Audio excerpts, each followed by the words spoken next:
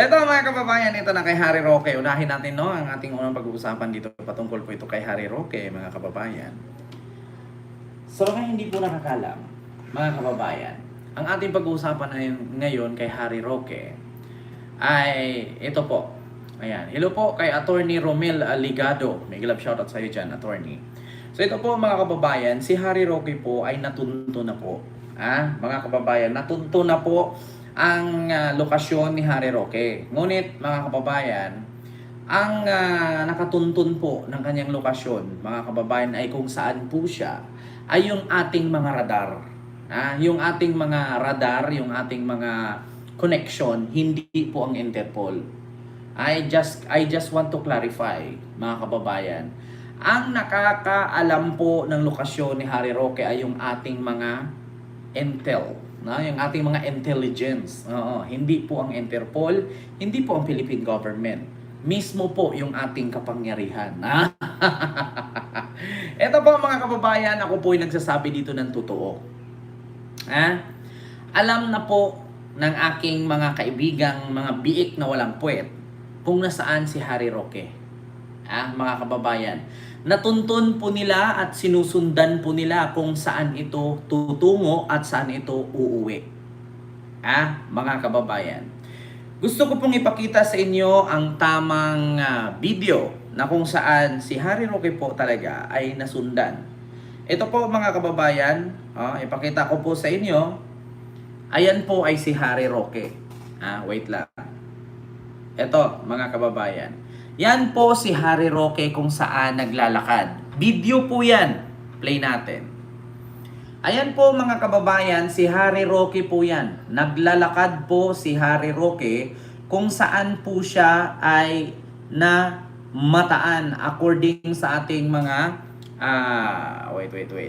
Ito mga kababayan, ulitin ko po Ayan. Yan po ay si Harry Roque. Sa mga hindi po nakakaalam, ilapit ko lang po para klaro Ayan, si Harry Roque po yan mga kababayan. Hindi po siya gubat. Sa mga nasa Netherlands, ituro nyo po kung saan banda yan mga kababayan. Ayan, ituro nyo po kung saan banda yan sa Netherlands yung nilalakaran ni Harry Roque. Kasi natunto na po siya.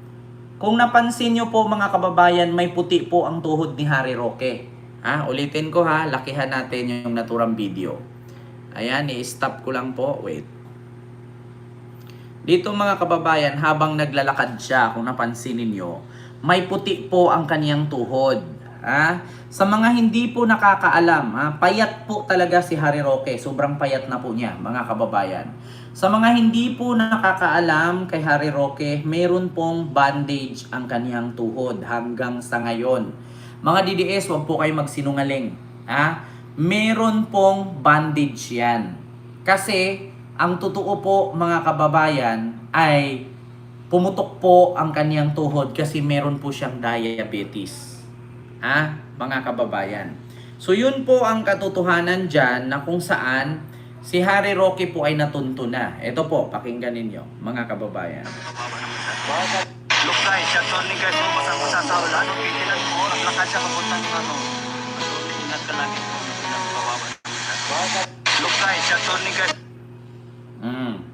So, ngayon mga kababayan, sa mga gusto pong malaman kung nasaan si Harry Roque,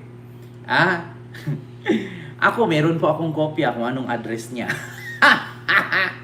Ang sabi kasi ni Harry Roque mga kababayan ay hindi daw po siya basta-basta na maaresto ng international ng Interpol kasi kampante daw po siya kasi nanindigang hindi mapapauwi ng Interpol red notice sa hingi ng gobyerno. Ito po mga kababayan. Kampante sa dating presidential spokesperson Attorney Harry Roque na protektado pa rin siya sa ilalim ng International Refugee Law at hindi mapapauwi sa Pilipinas. Ito ay sa kabila niya ng panibagong hakbang ng pamahalaan na kansilahin ang kanyang passport at at paghingi ng Interpol Red Notice laban naman sa kanya. Dagdag pa ni Roque, alam ng Ma'am Dutch Arlene, hello po. authorities na siya ay asylum seeker at hindi pwedeng arestuhin para ibalik sa Pilipinas hanggat hindi pa tapos ang kanyang hiling para sa asylum.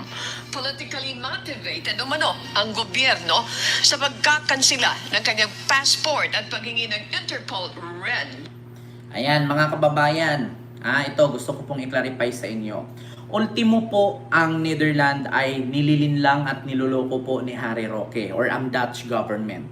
Paano nangyari na politically motivated ang ginawa or gagawin sa kanya ng government? Samantalang mga kababayan, meron po siyang kasong kinakaharap kasi sangkot po siya sa Pogo. Mga kababayan, hindi po yan politically motivated. Ang totoo po dyan mga kababayan ay sangkot po siya, no, sa mga kaso ng Pogo, yung human trafficking at kung ano-ano pa na mga kaso. Patong-patong po yan. At meron pa siyang isang kakaharaping kaso mga kababayan kung uuwi po siya sa Pilipinas. Walang iba kundi ang land grabbing. Meron pong mga miyembro ng mga magsasaka na inagawan po nila ng kalupaan na kung saan ay inangkin nila at tatayuan nga nila sana ito ng resort dyan sa may Maribeles Bataan, no, sa pamamagitan ng mga Pogo, no. Tatayuan sana nila ito ng resort na kung saan ang lupa na yun ay inagaw lang po nila sa mga magsasaka dyan sa may Sambales. Oo, Ma'am Livy 8989. No, sorry, hindi pala Bataan, Sambales. So ngayon mga kababayan, ito po. Pakinggan pa natin yung ibang balita. Notice. Ang dating palace official ay wanted sa Pilipinas sa kasong qualified trafficking kaugnay ng Lucky South 99 Pogo sa Porac, Pampanga. So isa pa yun mga kababayan sa kanyang kakaharaping kaso ay yung pag-imbento niya ng video ni PBBM na di umano'y nagdodroge. Ito pa mga kababayan.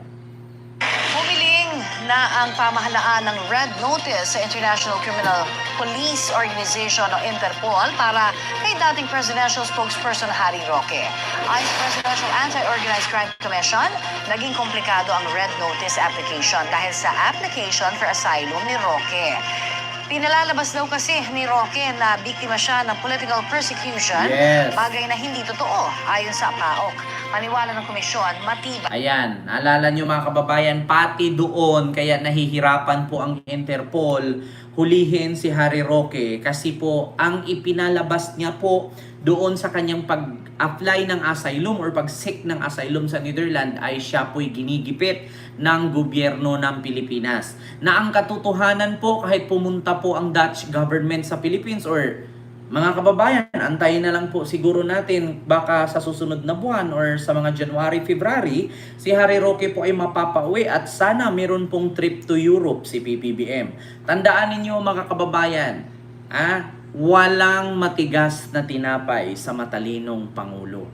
Kung naalala ninyo noon, ang hirap arestuhin ni Tevez dyan sa Timor or sa Timor-Leste, mga kababayan, pumunta lang si PBBM after 3 days. Pagbalik, arestado na. So, antayin na lang po natin kung mahirap man si Roque na kunin, no? Mahirap man si Harry Roque na arestuhin ngayon. Antayin mo lang, Attorney Harry Roque, attorney ka ba talaga?